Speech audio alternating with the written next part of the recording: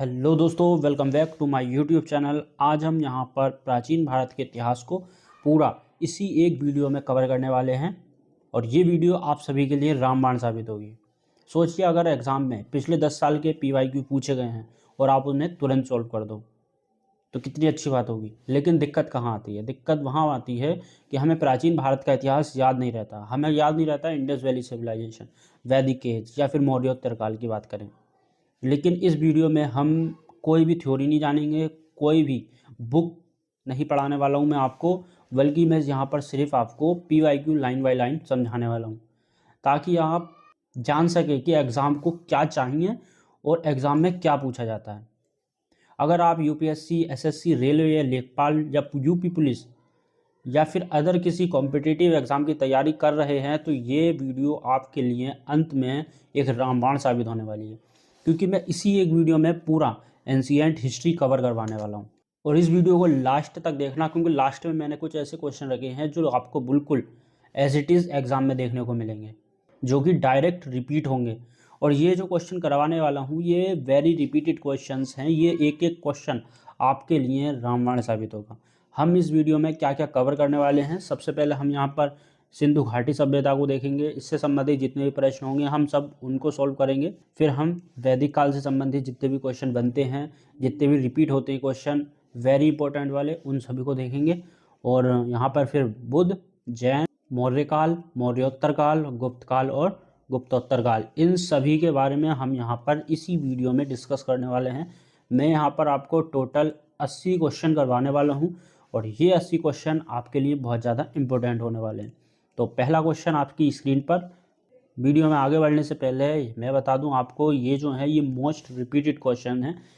इस क्वेश्चन को अगर आप करके जाते हो तो आपको ये question as it is exam में आपको देखने को मिलेंगे, फिर वो कोई सा भी एग्ज़ाम हो। पहला क्वेश्चन आपकी स्क्रीन पर कह रहा है कि हड़प्पा स्थल किस नदी के तट पर स्थित है। तो इस क्वेश्चन को सॉल्व करने से पहले मैं यहाँ पर कुछ स्थलों के बारे में हम बात कर लेते हैं। जैसे हड़प्पा स्थल जो है वो रावी नदी के तट पर है, मोहनजोदाड़ो ये भी सिंधु नदी के तट पर है, कोरडीजी सिंधु नदी के तट पर है, चनहुदड़ो ये सिंधु नदी के तट पर है, लोथल ये भोगवा नदी के तट पर है, और या हम कालीबंगा कहें ये घग्गर नदी के तट पर है। ठीक, तो इन सभी को आप याद रखोगे क्योंकि यही क्वेश्चन एग्जाम में बनते हैं। तो यहाँ पर हड़प्पा की बात हुई है, हड़प्पा हमने देखा, हड़प्पा रावी नदी के तट पर है। ऑप्शन नंबर बी यहाँ पर राइट आंसर है। ठीक, अब हम यहाँ पर देख लेते हैं कि हड़प्पा सभ्यता जो थी उसका सबसे पूर्व स्थल, या कहें कि हम सबसे पूर्व बिंदु क्या था, तो आलमगीरपुर ये सबसे पूर्वी स्थल है, जो कि कहाँ पर है, यूपी में। और कहाँ पर, ये हिंडन नदी के तट पर। ठीक, पश्चिमी देखें तो ये है सुत कांगेडोर, ठीक, जो कि बलूचिस्तान में है, दाश्क नदी के तट पर। सबसे उत्तरी देखें तो ये है मांडा, जम्मू कश्मीर में, चिनाब नदी के तट पर। और दक्षिण में है दैमाबाद, महाराष्ट्र में, प्रवरा नदी के तट पर। तो क्वेश्चन यहाँ पर बन सकता है कि हड़प्पा सभ्यता का सबसे पूर्वी स्थल कौन सा है, तो आलमगीरपुर, जो कि उत्तर प्रदेश में है, हिंडन नदी के तट पर। इसी तरीके के इनमें से भी कोई सा भी क्वेश्चन बन सकता है, तो उसके लिए आप प्रिपेयर रहें। इसी तरीके से हम यहाँ पर सारे ही क्वेश्चंस को डिटेल से समझेंगे ताकि आपका एक भी क्वेश्चन ना छूटे और इसी एक वीडियो में आपका पूरा प्राचीन भारत का इतिहास खत्म हो जाए। सेकंड क्वेश्चन यहाँ पर बनेगा कि सिंधु घाटी की सभ्यता का कौन सा शहर अपने गोदीवाड़ा के लिए प्रसिद्ध था। तो गोदीवाड़ा के लिए कौन सा था, लोथल। ऑप्शन नंबर सी यहाँ पर राइट आंसर है। ठीक, अगला क्वेश्चन, सिंधु घाटी की सभ्यता किस युग की सभ्यता थी। तो सिंधु घाटी की सभ्यता की यहाँ पर बात हो रही है, तो ये कांस्य युगीन सभ्यता थी, तो कांस्य युग की। ऑप्शन नंबर बी यहाँ पर राइट आंसर होगा। ठीक, अगला क्वेश्चन, सिंधु घाटी सभ्यता का विशाल स्नानागार कहाँ मिला है। तो यहाँ पर विशाल स्नानागार की बात हो रही है, तो ये मोहनजोदाड़ो से मिला है। ठीक, अब हम यहाँ पर कुछ प्रमुख स्थल देख लेते हैं और उनसे संबंधित कुछ विशेषताएं। जैसे हम यहाँ पर हड़प्पा की बात करें तो ये पाकिस्तान में है और ये सर्वप्रथम खोजा गया स्थल था। ठीक, मोहनजोदाड़ो जो कि पाकिस्तान में है और ये सबसे बड़ा और सुव्यवस्थित शहर है। ठीक, कालीबंगा जो कि राजस्थान में है, यहाँ से जुते हुए खेत और अग्नि वेदियों के प्रमाण यहाँ से हमें मिले हैं। ठीक, लोथल जो कि गुजरात में है, ये एक महत्वपूर्ण बंदरगाह स्थल है। ठीक, अगला धोलावीरा जो कि गुजरात में है, यहाँ पर जल प्रबंधन और 3 भागों में बटे शहर के लिए प्रसिद्ध है। उसके अलावा राखीगढ़ी की बात करें जो कि हरियाणा में है, ये भारत में स्थित सबसे बड़ा हड़प्पा स्थल है। तो यहाँ पर क्वेश्चन बन सकता है कि भारत में स्थित सबसे बड़ा हड़प्पा स्थल कौन सा है, तो कौन सा है, राखीगढ़ी, जो कि कहाँ पर है, हरियाणा में। ठीक, तो इस तरीके से यहाँ पर क्वेश्चन मैं करवाने वाला हूँ सारे ही। इस वीडियो को शुरू से एंड तक देखना, लास्ट के क्वेश्चन आपके लिए वेरी इंपॉर्टेंट क्वेश्चन है। अगला क्वेश्चन है कि सिंधु घाटी की वह कौन सी बस्ती है जहाँ जुताई वाले खेत के प्रमाण मिले हैं, तो कहाँ से मिले हैं, तो ये मिले हैं कालीबंगन से। ठीक, ये हमने अभी देखा था। अगला, निम्नलिखित को सुमेलित कीजिए, तो यहाँ पर यह है, हमें इनको मिलाना है। तो सबसे पहले हम मोहनजोदाड़ो की बात करें तो ये क्या है, सबसे बड़े सिंधु स्थलों में से एक है। तो मोहनजोदाड़ो क्या है, सबसे बड़ा स्थल है। अगला, हड़प्पा, हड़प्पा क्या है, ये खोजे जाने वाला प्रथम सिंधु स्थल है। फिर आ जाता है रंगपुर, यहाँ से चावल की भूसी की खोज की गई है। और फिर कोट दीजी, यहाँ से साइट आग से नष्ट हो गई है, यहाँ की जो साइट है। ठीक, तो यहाँ पर जो आपका ऑप्शन सही है वो ऑप्शन नंबर ए यहाँ पर राइट आंसर है। ठीक, ये वाला। अगला क्वेश्चन, निम्नलिखित में से कौन सा हड़प्पा स्थल विशेष रूप से शिल्प उत्पादन के लिए समर्पित था, जिसमें मनका बनाने, चट्टान काटने, धातु कार्य, मोहर बनाने और वजन बनाना शामिल था, तो कहाँ पर ये था, चनहुंदड़ो में। ऑप्शन नंबर सी यहाँ पर राइट आंसर है। अगला क्वेश्चन है, सिंधु घाटी के घरों का निर्माण किससे किया गया था, तो किससे, ये ईंटों से किया गया था। ऑप्शन नंबर सी यहाँ पर राइट आंसर है। अगला क्वेश्चन है यहाँ पर कि भारत का सबसे बड़ा हड़प्पा स्थल कौन सा है। ये क्वेश्चन मैंने अभी आपको बताया था और यहाँ पर भी पूछा गया है, तो कौन सा है, ये है राखीगढ़ी। ऑप्शन नंबर सी यहाँ पर राइट आंसर होगा। अगला क्वेश्चन है कि सिंधु घाटी सभ्यता के किस स्थल से प्रसिद्ध कांसे की नृत्य करने वाली लड़की की मूर्ति मिली है, तो कहाँ से मिली है, ये मोहनजोदाड़ो से। ऑप्शन नंबर बी यहाँ पर राइट आंसर होगा। इस वीडियो में मैं आपको सभी प्राचीन भारत के इतिहास से संबंधित जितने क्वेश्चन बन सकते हैं जो वेरी इंपॉर्टेंट है वो करवा रहा हूँ। बाकी आपको अदर सब्जेक्ट की भी वीडियो जल्दी मिलेगी मेरे इस यूट्यूब चैनल पर, उसके लिए चैनल अभी सब्सक्राइब कर दें। अगला क्वेश्चन है यहाँ पर कि वैदिक संहिताओं में जन शब्द किसको दर्शाता है, तो किसको दर्शाता है, ये ऑप्शन नंबर सी जनजाति को दर्शाता है। कौन सा शब्द, जन शब्द। ठीक, अगला, गविष्ठी क्या थी, तो गविष्ठी थी गायों की खोज, तो यहाँ पर ऑप्शन नंबर ए यहाँ पर राइट आंसर होगा। अगला, ऋग्वेद में ऐसे कितने मंत्र हैं जिनमें अप्रामाणिक वल्लीखिलिया भजन शामिल हैं, तो कितने हैं, ये हैं 1028। अगला, निम्नलिखित वेदों को उनकी विशेषताओं के साथ सही क्रम में सुमेलित कीजिए, तो यहाँ पर देखिए सबसे पहले आ जाता है ऋग्वेद। तो ऋग्वेद में क्या है, ये सूक्तों का संग्रह है।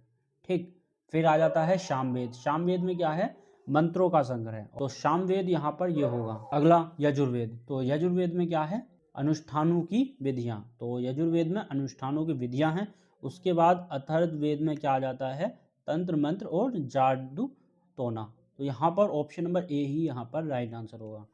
अगला क्वेश्चन, वैदिक ग्रंथों में ब्रीही का अर्थ है, तो ब्रीही का क्या अर्थ है, चावल। ऑप्शन नंबर बी यहाँ पर राइट आंसर होगा।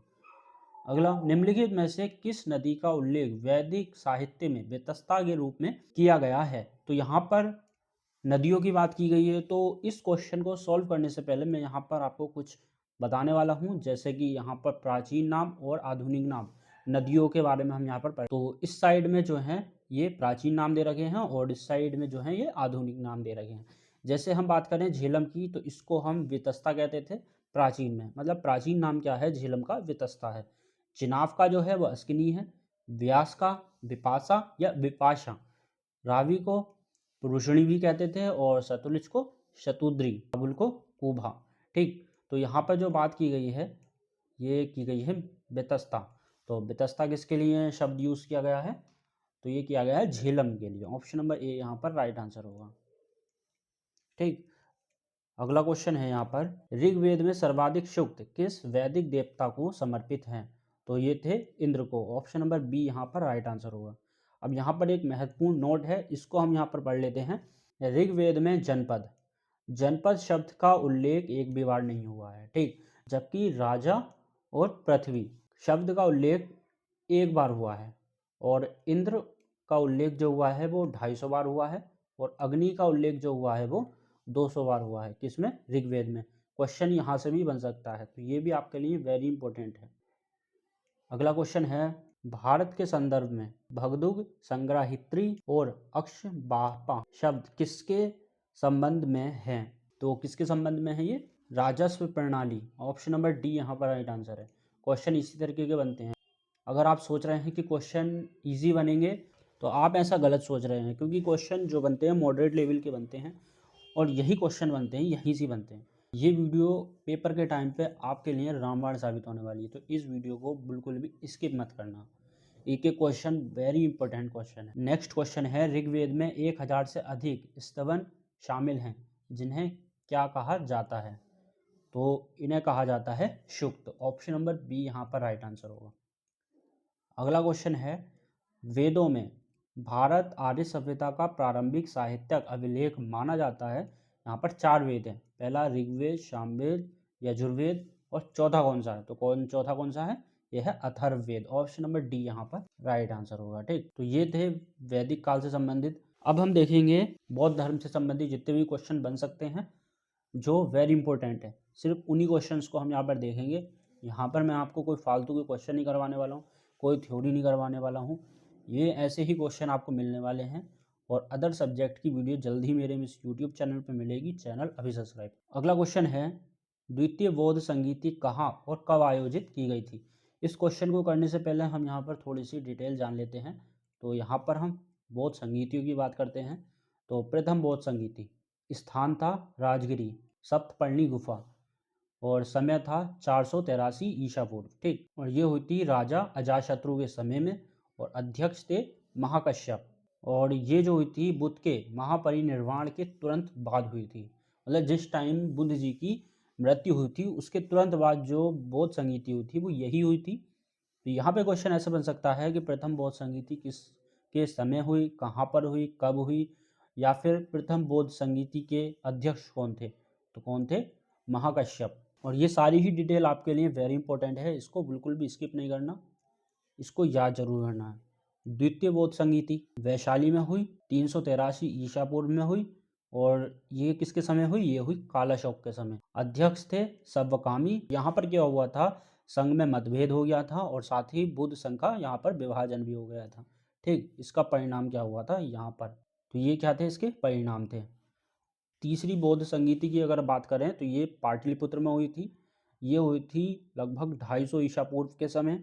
उस टाइम शासक जो था वो अशोक था। अध्यक्ष थे मौलिपुत्तिस। और कार्य जो इसमें किए गए थे वो था अभिधम पिटक का संकलन, बौद्ध धर्म की शुद्धि, और साथ ही मिशनरियों को विदेश भेजा गया, जैसे श्रीलंका भेजा था अशोक ने। ठीक, चतुर्थ बौद्ध संगीति की अगर हम बात करें तो ये हुई थी कुंडलवन कश्मीर में। ये प्रथम शताब्दी में हुई थी। और यहाँ पर जो इस टाइम शासक थे वो थे कनिष्क। ठीक, तो अब हम ये क्वेश्चन सॉल्व करते हैं। तो क्वेश्चन है हमारा ये, द्वितीय बौद्ध संगीति कब और कहाँ आयोजित की गई थी?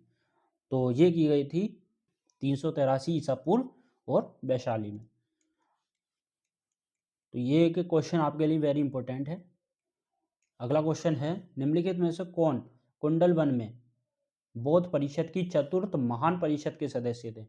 अब यहाँ पर चतुर्थ महान परिषद की बात की गई है, मतलब चतुर्थ बौद्ध संगीति की बात की गई है। तो कौन थे? कनिष्क थे। कहाँ पर हुई थी? कश्मीर में हुई थी। ठीक, अगला क्वेश्चन है, निम्नलिखित में से कौन सी जगह गौतम बुद्ध के जन्म से जुड़ी हुई है? तो कौन सी है? ये है लुम्बिनी। ऑप्शन नंबर ए यहाँ पर राइट आंसर है। अगला क्वेश्चन, यहाँ पर हमें क्या करना है? सूची 1 को सूची 2 से सुमेलित कीजिए। ठीक, तो यहाँ पर सूची 1 में क्या दे रखा है? बुद्ध के जीवन की घटनाएं, और सूची 2 में प्रतीक दे रखे हैं। तो सबसे पहले यहाँ पर जन्म है। जन्म का प्रतीक क्या था? ये था सांड। ठीक, फिर ज्ञान, ज्ञान का प्रतीक था बोधि वृक्ष। फिर प्रथम उपदेश, इसका प्रतीक था चक्र। और मृत्यु का था स्तूप। तो यहाँ पर जो आपका ऑप्शन सही है, ऑप्शन नंबर बी यहाँ पर राइट आंसर होगा। ये क्वेश्चन वेरी इंपॉर्टेंट क्वेश्चन है। यहाँ पर ये क्वेश्चन पूछा जा सकता है, गौतम बुद्ध के जन्म की घटना को किस प्रतीक से दर्शाया गया है? तो किस प्रतीक से दर्शाया गया है? ये है सांड। ठीक, हमने अभी देखा था। अगला क्वेश्चन है, विनय पिटक पुस्तक निम्नलिखित में से किससे संबंधित है? तो यहाँ पर बौद्ध संघ के नियम दे रखे हैं। ऑप्शन नंबर डी सही है यहाँ पर। अगला, बुद्ध चरित गौतम बुद्ध की जीवनी किसके द्वारा लिखी गई है? तो ये किसके, अश्वघोष के द्वारा यहाँ पर ये लिखी गई है। ठीक। अगला क्वेश्चन, निम्नलिखित में से कौन भविष्य में आने वाला बुद्ध है? तो कौन है? मैत्रेय। ऑप्शन नंबर बी यहाँ पर राइट आंसर है। अगला, कौन सा बौद्ध ग्रंथ 16 महाजनपदों का वर्णन करता है? तो यह है अंगुत्तर निकाय। अगला क्वेश्चन, निम्नलिखित में से कौन बौद्ध धर्म के आर्य अष्टांगिक मार्ग में शामिल है? तो यह है ऑप्शन नंबर बी, सम्यक जीवन। ठीक। अगला, बौद्ध धर्म में त्रिरत्न क्या दर्शाता है? तो ये दर्शाता है बुद्ध, धम्म और संघ। ऑप्शन नंबर ए यहाँ पर राइट आंसर है। अगला, जैन तीर्थंकरों के क्रम को यथाशीघ्र व्यवस्थित कीजिए। तो यहाँ पर ये 4 तीर्थंकरों के नाम दे रखे हैं, इनको हमें क्रम से लगाना है। तो यहाँ हम पहले ये देख लेते हैं, थोड़ी सी इन्फॉर्मेशन है। तो ये जो थे ऋषभदेव, या फिर हम इनको आदिनाथ के नाम से भी जानते हैं, ये थे प्रथम तीर्थंकर। ठीक। उसके बाद अजितनाथ, ये थे सेकंड। पार्श्वनाथ, ये थे 23वें। भगवान महावीर, ये थे 24वें तीर्थंकर। ठीक। तो यहाँ पे अगर हम इनको क्रम से लगाएं तो पहले नंबर पर यही आएंगे अजितनाथ, ये दूसरे नंबर पर ही आएंगे क्योंकि ये दूसरे ही थे। पार्श्वनाथ ये 23वें थे, इसलिए हम इनको भी तीसरे नंबर पर रखेंगे। भगवान महावीर, इनको चौथे नंबर पर रखेंगे और ये तो 24वें। तो क्रम यही वाला सही है, तो यहाँ पर option number D right answer होगा। ठीक। क्वेश्चन जो पूछेगा बस इन 4 से ही आएगा, बाकी किसी के बारे में नहीं आएगा। तो आपको सिर्फ इन्हीं चारों का ध्यान रखना है। अगला क्वेश्चन है, दूसरी जैन संगीति कहाँ आयोजित की गई थी? इस क्वेश्चन को करने से पहले हम यहाँ पर फिर से कुछ एक्स्ट्रा इन्फॉर्मेशन जान लेते हैं। जैसे जैन संगीतियों की अगर बात करें तो प्रथम जैन संगीति तो ये हुई थी पाटलिपुत्र में। इसका काल था लगभग 3री शताब्दी ईसा पूर्व। अध्यक्ष थे स्थूलभद्र, और कारण क्या था? मगध में पड़े भीषण अकाल के कारण मुनियों का बिखराव, और इससे परिणाम क्या निकलता है? जैन संघ का विभाजन हो जाता है श्वेतांबर और दिगंबर में। तो यहाँ पर क्वेश्चन कई तरीके से बन सकता है, जैसे कि क्वेश्चन यही पूछा जा सकता है कि प्रथम जैन संगीति कहाँ पर हुई थी? पाटलिपुत्र में हुई थी। अध्यक्ष कौन थे? स्थूलभद्र थे। इसका परिणाम क्या हुआ था? श्वेतांबर और दिगंबर में 2 अलग अलग शाखाओं का विभाजन हुआ था प्रथम जैन संगीति में। ठीक। द्वितीय जैन संगीति की अगर हम बात करें तो ये हुई थी वल्लभी, गुजरात में। तो इसका जो काल था वो था लगभग 5वीं से 6वीं शताब्दी ईस्वी तक, और इसके जो अध्यक्ष थे वो थे देवर्धिगणि क्षमाशणम, और संरक्षण थे इसके मैत्रक वंश के शासक, इसके संरक्षक थे। ठीक। अब हम इस क्वेश्चन को सॉल्व करें तो यहाँ पे कह रहा है कि दूसरी जैन संगीति कहाँ पर आयोजित की गई थी? तो ये कहाँ पर हुई थी? ये वल्लभी में होती। ऑप्शन नंबर बी यहाँ पर राइट आंसर होगा। अगला क्वेश्चन ये है, जैन धर्म किस कारण से 2 संप्रदायों में विभाजित हो गया? तो ये हमने अभी देखा था, किस कारण से हुआ था? ये अकाल। ठीक। अगला, दक्षिण भारत में जैन धर्म की शुरुआत करने का श्रेय किस जैन संत को दिया जाता है? तो ये थे भद्र बाहु। ऑप्शन नंबर डी यहाँ पर राइट आंसर होगा। अगला क्वेश्चन है, निम्नलिखित में से कौन सी मान्यता जैन धर्म की केंद्रीय शिक्षाओं का हिस्सा नहीं है? हमें यहाँ पर जो ध्यान देना है, सबसे मेन चीज नहीं पर, जहाँ पर नहीं हो तो वहाँ क्वेश्चन हमें ध्यान से पढ़ना होता है, क्योंकि हम क्या करते हैं, हम इस नहीं को तो पढ़ते नहीं हैं और जो ऑप्शन हमें सही दिखाई देता है उसको टिक लगा देते हैं। तो पहला ऑप्शन अगर हम पढ़ें तो कह रहा है कि कर्म से ही जन्म और पुनर्जन्म का चक्र बनता है, तो ये यहाँ पर सही है। दूसरा कह रहा है कि ईश्वर के अस्तित्व को स्वीकार करना, ये गलत है। जैन धर्म में कभी भी ईश्वर के अस्तित्व को स्वीकार नहीं किया गया था, तो यहाँ पर ये ऑप्शन नंबर बी ही यहाँ पर राइट आंसर होगा। ठीक।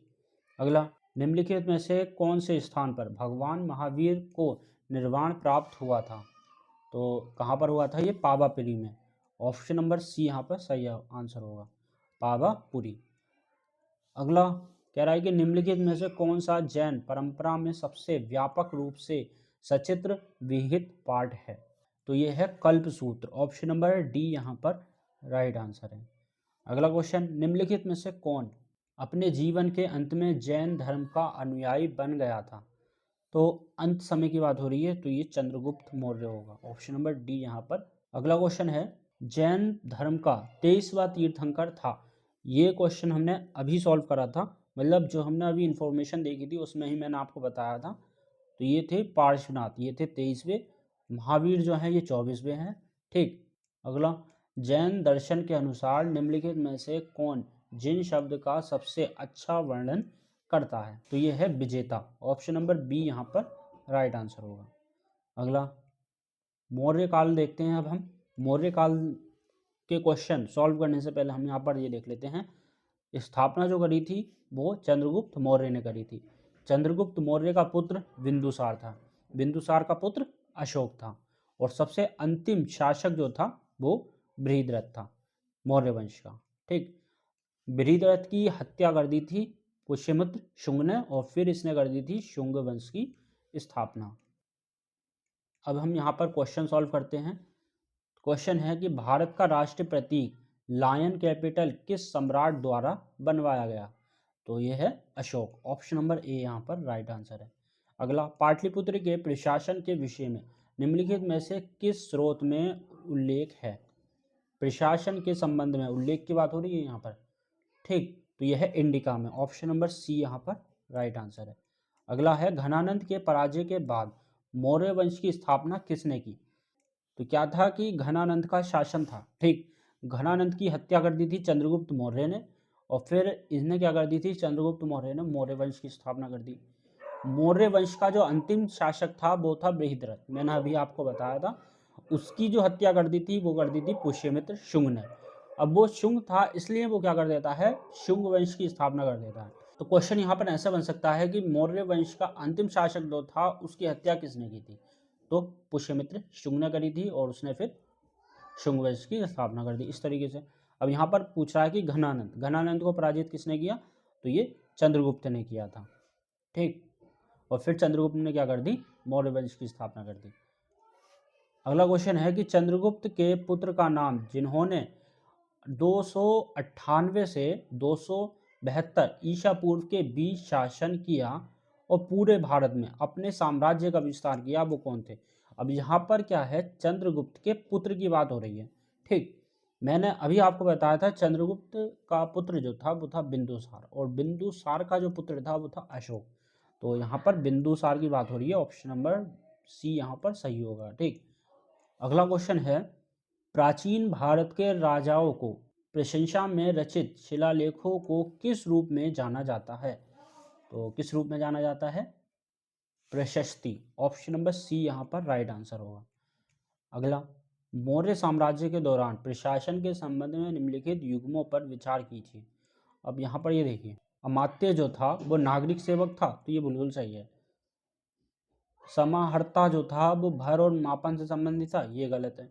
धम्म महापात्र जो था धम्म के प्रसार का सर्वेक्षण करना था इसका काम, तो यहाँ पर ये सही होगा। ठीक, तो पहला और तीसरा, तो पहला और तीसरा ऑप्शन नंबर सी में है, तो इसलिए सी वाला सही होगा। अगला क्वेश्चन है, निम्नलिखित में से कौन सा कथन सत्य है? अब हमें यहाँ पर सत्य पर ध्यान देना है। हम क्या करते हैं, क्वेश्चन सही से पढ़ा नहीं, ऑप्शन पर आ जाते हैं सीधे, तो जो हमें सही लगता है उसी को टिक कर देते हैं। तो इसमें क्या है, कई सारे गलत हैं, हमें सिर्फ एक को सही देखना है। ठीक, अगर यहाँ पर लिखा होता नहीं, इसका मतलब ये था कि यहाँ पर कई सारे सही लिखे हैं लेकिन एक गलत लिखा है, तो यहाँ पर सही पूछा है तो इसका मतलब सिर्फ एक ही सही लिखा है इसमें, और बाकी सब गलत लिखे हैं। पहला ऑप्शन पढ़ें तो कह रहा है कि उज्जैन उत्तर पश्चिम का प्रवेश द्वार था, तो ये गलत है। अगला, चंद्रगुप्त के विचारों को अर्थशास्त्र में लिखा गया है, ये गलत है। कलिंग बंगाल का प्राचीन नाम था, ये भी गलत है। अशोक के अधिकांश अभिलेख ब्राह्मणी लिपि में थे, तो ये वाला सही है। ठीक, फिर कह रहा है कि अशोक के अधिकांश शिलालेखों में किस लिपि का प्रयोग किया गया, तो हमने अभी यहाँ पर देखा ब्राह्मणी लिपि का, ऑप्शन नंबर बी यहाँ पर राइट आंसर होगा। अगला क्वेश्चन, यूनानी राजदूत मेगस्थनीज किसके दरबार में आया था? तो ये चंद्रगुप्त मौर्य के दरबार में ही आया था। अगला, इंडिका जिसमें मौर्यकालीन भारत का उल्लेख है किसके द्वारा लिखी गई? तो ये मेगस्थनीज के ही द्वारा लिखी गई है। ठीक, ऑप्शन में ए यहाँ पर राइट आंसर है। अब हम मौर्योत्तर काल के बारे में जान लेते हैं। इसके क्वेश्चन करने से पहले हम यहाँ पर ये समझ लेते हैं कि मौर्योत्तर काल जो था वो दो तरीके से था। एक तो स्थानीय वंश थे और दूसरे जो विदेशी आक्रमण हुए थे वो। तो स्थानीय में थे शुंग, कण्व और सातवाहन, और जबकि विदेशी आक्रमण जो हुए थे वो थे यवन, शक, पहलव और कुषाण। ठीक। पहला क्वेश्चन, प्राचीन भारत की निम्नलिखित पुस्तकों में से किस एक में शुंग राजवंश के संस्थापक के पुत्र की प्रेम कहानी है? तो ये है मालविकाग्निमित्रम। ठीक है, ऑप्शन नंबर बी। कौन? मालविकाग्निमित्रम। अगला क्वेश्चन, प्रसिद्ध व्याकरणविद पतंजलि किसके समकालीन थे? तो ये थे पुष्यमित्र शुंग के। मैंने आपको बताया ये पुष्यमित्र शुंग, मैंने अभी आपको बताया था कि पुष्यमित्र शुंग ने कौन से वंश की स्थापना करी? तो किसकी? शुंग वंश की। क्वेश्चन यहाँ पर यह भी बन सकता है, पुष्यमित्र शुंग ने शुंग वंश की स्थापना मौर्य वंश के किस शासक की हत्या करके की थी? तो बृहद्रथ। ठीक है, जो कि अंतिम शासक था मौर्य काल का। अगला, सातवाहन वंश का संस्थापक था? तो ये था राजा सिमुक। ऑप्शन नंबर सी यहाँ पर राइट आंसर है। अगला क्वेश्चन है यहाँ पर, बुद्ध की जीवनी बुद्ध चरित्र की रचना करने वाले कवि अश्वघोष किस शासक के दरबार में रहते थे? तो किसके? ये रहते थे कनिष्क के दरबार में। अब यहाँ पर थोड़ा सा हम रिवीजन कर लें तो कनिष्क के ही समय में क्या हुई थी? चतुर्थ बौद्ध संगीति का आयोजन किया गया था। ठीक, कहाँ पर? कुंडलवन, कश्मीर में। तो ये भी आप याद रखोगे, एक एक पॉइंट आपके लिए वेरी इंपॉर्टेंट है, भूलना नहीं है। बाकी ऐसी ही वीडियो आपको जल्दी मिलेगी मेरे यूट्यूब चैनल पर। चैनल अभी सब्सक्राइब करें। अगला क्वेश्चन है, निम्नलिखित में से किस वंश के शासकों ने स्वयं को देवतुल्य माना और देवपुत्र या देवताओं का पुत्र की उपाधि प्राप्त की? तो ये थे कुषाण। ऑप्शन नंबर सी यहाँ पर राइट आंसर होगा। ठीक। अगला, भारत में स्वर्ण सिक्कों को बड़े पैमाने पर जारी करने वाले पहले राजा कौन थे? तो ये कुषाण ही थे। ऑप्शन नंबर डी यहाँ पर राइट आंसर होगा। ठीक, यहाँ पर आप ये याद रखोगे, स्वर्ण सिक्कों को बड़े पैमाने पर जारी करने वाले राजा कौन? कुषाण। क्वेश्चन वेरी इंपॉर्टेंट है ये क्वेश्चन ऐसे ही रिपीटेड मिलेगा आपको एग्जाम में। एक एक क्वेश्चन आपके लिए वेरी इंपॉर्टेंट क्वेश्चन है, बिल्कुल भी स्किप मत करना। अगला है कि भारत के इतिहास के संदर्भ में सही कालानुक्रमिक क्रम ज्ञात कीजिए। तो यहाँ पर ये दे रखे हैं राजाओं के नाम। तो पहले नंबर पर आ जाता है ये बृहद्रथ। बृहद्रथ क्या था? मौर्य वंश का अंतिम शासक था और इसकी हत्या कर दी थी पुष्यमित्र शुंग ने। तो इसके बाद आ जाएगा ये। तो तीसरे नंबर पर अग्निमित्रम आ जाएगा और चौथे नंबर पर वसुमित्र। ठीक, तो यहाँ पर बनेगा 2 1 3 4। तो 2 1 3 4 ऑप्शन नंबर बी यहाँ पर राइट आंसर होगा। अगला, निम्नलिखित में से किसने शक राजा नहपान को पराजित किया और सातवाहन शक्ति को पुनर्जीवित किया? तो ये कौन था? ये था गौतमी पुत्र शतकर्णी। अगला क्वेश्चन, मेनांडर जिसे पवित्र व्यक्ति नागसेन द्वारा बौद्ध धर्म में परिवर्तित किया गया था, किससे संबंधित था? तो ये था भारतीय यूनानी शासक से संबंधित। ठीक। अगला, कण्व वंश की स्थापना किसने की? तो किसने की? ये की थी वसुदेव ने। ठीक।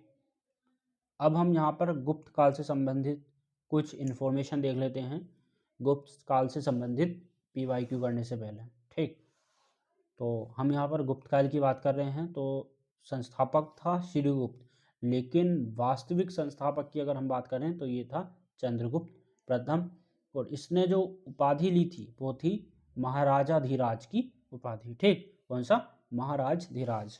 फिर शासक आता है समुद्रगुप्त, इसको भारत का नेपोलियन भी कहा जाता है और इन्हें 6 प्रकार के सोने के सिक्के चलाए थे।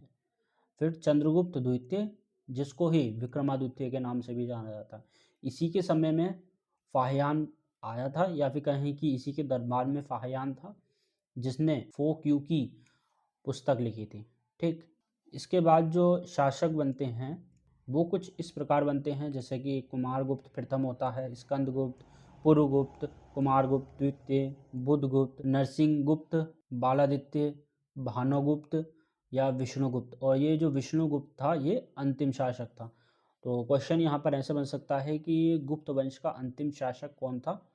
तो ये विष्णुगुप्त था। ठीक, और ये जो मैंने आपको शासकों के नाम लिखवाए हैं ये क्रम से नहीं है, इनके बीच में भी कुछ शासक रहे थे जो कि महत्वपूर्ण नहीं है, इसलिए सिर्फ उन्हीं के ही नाम लिखवाए हैं। बाकी आपको इन शासकों के नाम याद रखने हैं, बाकी इनके अलावा और कुछ याद नहीं रखना है। क्वेश्चन है यहाँ पर कि गुप्त शासकों के अधीन प्रशासन के संदर्भ में भुक्ति शब्द का अर्थ क्या है? तो इसका अर्थ है एक प्रांत। ठीक, अगला क्वेश्चन देखो इस तरीके से बनता है जैसे कि कौन गुप्त शासक नहीं है, तो यहाँ पर हमें नहीं वर्ड पर ध्यान देना है। ये 4 नाम दे रखे हैं। तो सबसे पहला विष्णुगुप्त, ये मैंने आपको बताया था, ये तो अंतिम शासक ही है। समुद्रगुप्त, ये भी था गुप्त शासक। चंद्रगुप्त द्वितीय, ये भी है, लेकिन ये देवगुप्त ये नहीं है। ठीक, तो ऑप्शन नंबर डी यहाँ पर राइट आंसर है। क्वेश्चन सिर्फ ऐसे ही पूछेगा, इसलिए आपको सिर्फ शासकों के नाम ध्यान रखने हैं, उनसे रिलेटेड ज़्यादा कोई जानकारी हमें याद नहीं रखनी है। क्वेश्चन ऐसे ही पूछता है। अगला क्वेश्चन है कि निम्नलिखित गुप्त वंश के राजाओं को कालानुक्रम में व्यवस्थित कीजिए। तो यहाँ पर पहले श्रीगुप्त आ जाता है, इसने ही स्थापना करी थी। दूसरा आ जाता है समुद्रगुप्त, तो दूसरे नंबर पर समुद्रगुप्त आ जाएगा। तीसरे नंबर की बात करें तो यह आ जाएगा चंद्रगुप्त द्वितीय, और चौथे नंबर पर स्कंदगुप्त। ठीक, तो यहाँ पर आपका ऑप्शन नंबर डी सही होगा, ऑप्शन नंबर डी। अगला क्वेश्चन, निम्नलिखित वाकाटक शासक में किसने चंद्रगुप्त द्वितीय की पुत्री प्रभावती गुप्त से विवाह किया था? तो किसने किया था? रुद्रसेन द्वितीय ने। ठीक, ऑप्शन नंबर डी यहाँ पर राइट आंसर होगा, रुद्रसेन द्वितीय। अगला, नालंदा विश्वविद्यालय की नींव किस गुप्त शासक ने रखी थी? तो ये रखी थी कुमारगुप्त प्रथम ने। ऑप्शन नंबर ए यहाँ पर राइट आंसर है। क्वेश्चन अगला है कि निम्नलिखित में से कौन गुप्त शासक समुद्रगुप्त की प्रशंसा में रचित प्रयाग प्रशस्ति या कहें कि इलाहाबाद स्तंभ का रचयिता है? तो कौन है? ये है हरिसेन। ऑप्शन नंबर ए यहाँ पर राइट आंसर है। अगला, गुप्त काल में किस धर्म का सबसे अधिक विकास हुआ? तो गुप्त काल की यहाँ पर बात हो रही है, तो गुप्त काल में बौद्ध धर्म का सबसे अधिक विकास हुआ था। अगला, निम्नलिखित में से किस गुप्त शासक को भारत का नेपोलियन कहा जाता है? तो ये मैंने अभी आपको बताया, किसको कहते हैं? ये कहते हैं समुद्रगुप्त को। ठीक, अगला, स्कंदगुप्त द्वारा किस प्रकार का सोने का सिक्का जारी नहीं किया गया था? तो यहाँ पर ये 4 प्रकार दे रखे हैं, यहाँ हमें बताना है कौन से प्रकार का जारी नहीं किया गया था। तीरंदाज प्रकार का किया गया था, घुड़सवार प्रकार का भी किया गया था, राजा और रानी प्रकार का भी किया गया था, लेकिन ये बैल या कहें कि वृषभ प्रकार का सिक्का जारी नहीं किया गया था। अगला क्वेश्चन है, निम्नलिखित में से कौन गुप्त युग के पहले अग्रणी गणितज्ञ खगोलविदों में से एक था? तो ये थे आर्यभट्ट। ऑप्शन नंबर सी यहाँ पर राइट आंसर होगा। अब यहाँ से हम गुप्तोत्तर काल के क्वेश्चन सॉल्व करते हैं। जैसे हर्षवर्धन ने अपने भाई का स्थान लिया, तो अपने कौन से भाई का स्थान लिया था?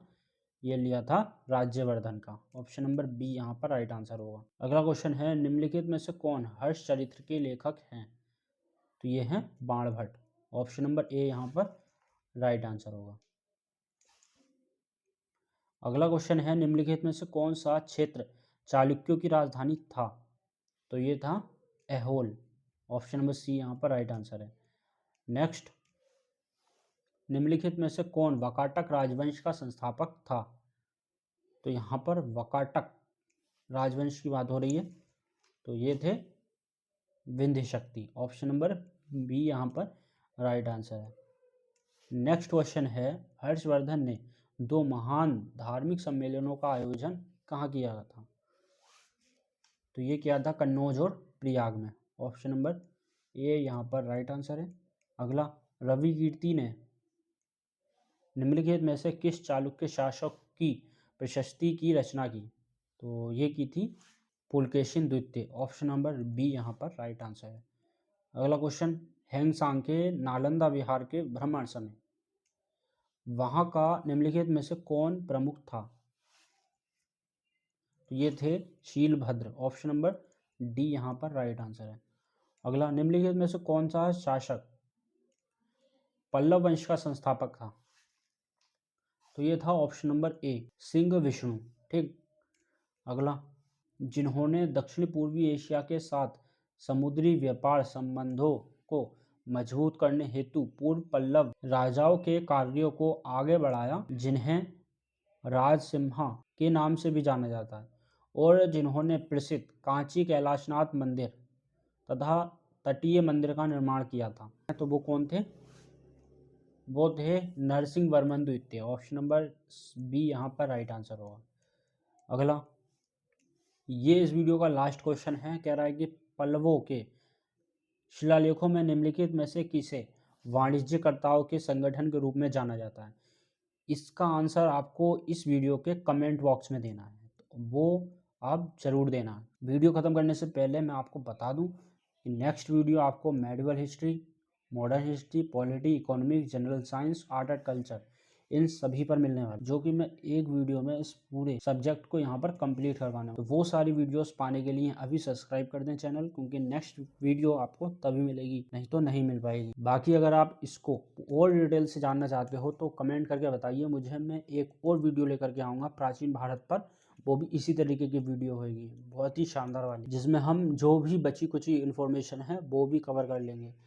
बाकी तो इसी वीडियो से आपका पूरा प्राचीन भारत का इतिहास कवर हो चुका है। बाकी अगर आप और चाहते हैं कि और क्वेश्चन आपको करने हैं प्राचीन भारत के इतिहास से रिलेटेड इसी तरीके के, तो वो मैं आपको करवा दूंगा। और चैनल अभी सब्सक्राइब कर दें, वीडियो को लाइक ज़रूर कर दें। तो थैंक्स फॉर वॉचिंग।